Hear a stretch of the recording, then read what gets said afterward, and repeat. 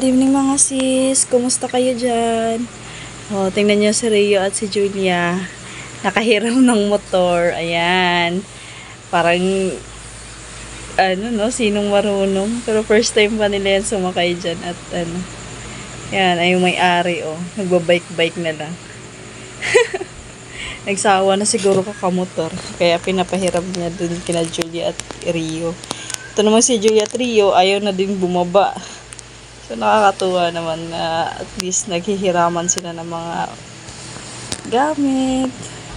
Tsaka, humaling yun talagang dalawa, Pangisahan lang yung motor, pero nakaangkas silang dalawa. Ay, na to. Ang bilis talaga ng panahon. Yan, Yung injured na tatay, todo tulak, sobrang supportive.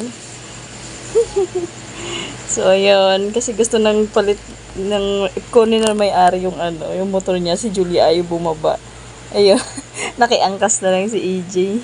Kasi hindi marunong si Julia mag-drive. So, palit sila. Si EJ na kasi siya yung may-ari. Marunong siya mag-drive. So, angkas-angkas si Julia. Nakakatuwang mga bata. So, ayan. Tingnan niyo mga sis. Sobrang nakakatuwa na sila, tingnan niyo.